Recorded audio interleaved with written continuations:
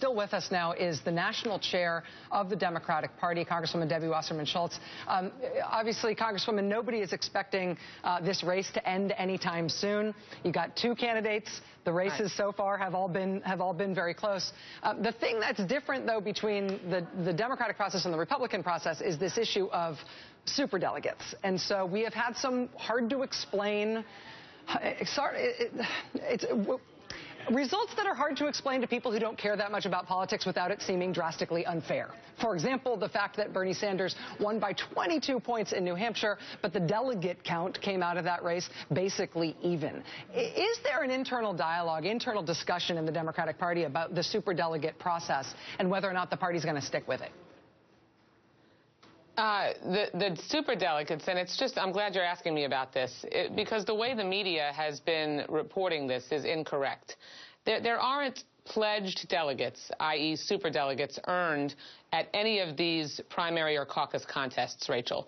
Those unpledged delegates are elected officials, party leaders, people who have spent years and years in the Democratic Party, members of Congress, our DNC members are superdelegates, and they have the ability to decide who they choose to support at the convention at any point. So they are not actually, whatever they're saying now, I mean, most of them presumably would remain committed to who they've committed to now, but they haven't all committed to a candidate. And they're really free to decide all the way up into July. If you didn't have superdelegates, and keep in mind, we created superdelegates back in 1984. So this is not something that was suddenly developed, at this election cycle. But we do that so that we can make sure we maximize the ability of real people to participate in our convention. If you look at our convention, it looks like the rainbow that is America. If you look at the Republican convention, they put a little bit of the rainbow in the front row, and then the rest of their convention is not so diverse. So it's really important that we make sure we separate the types of delegates.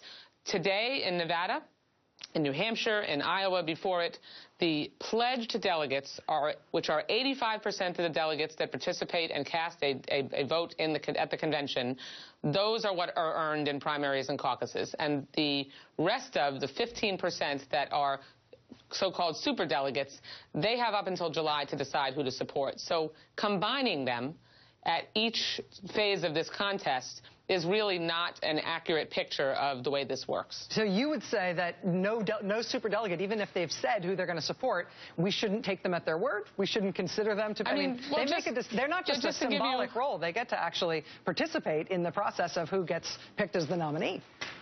I mean, I'll just give you an example so I can speak, for myself. I am obviously not, not supporting either one of the candidates, but I'm a member of Congress, which makes me a superdelegate, and I'm also the DNC chair, which would make me a superdelegate. I get one vote at the convention, but if I were pledged to a candidate, as a superdelegate, I can pledge now, I can pledge in a month, I can wait all the way until the convention and decide. And there were, if you remember in 2008, there were superdelegates through the primary as the candidates winnowed down to then Senator Clinton and then Senator Obama, who did change their minds. So I really think it's important for the media, at least in our case, and the Republicans do have superdelegates as well, but they don't calculate them in the same way. It's really important to report these in a completely different way and not add them mathematically as each contest unfolds because of the way that our unpledged delegates can make their decision at any point. DNC Chair Debbie Wasserman Schultz, thank you very much. You know that is what Democrats fight about at cocktail parties with each other right now. Thank you for giving us and it happened in 2008, and it'll happen again. Oh, yes, it is right now. Trust me. Thank you, ma'am. Really appreciate having you here. Thank you. It is there's something different about the way Democrats and Republicans do this. I don't know how sustainable it is for Democrats to keep using the superdelegate process. It makes people, whoever they support, it makes people so mad that there might be these sort of VIP votes that are decided some way other than the primary or caucus process. I get that. That's the best explanation I've heard of why the Democratic Party has it. But boy, does that make your run-of-the-mill Democrat mad at the process.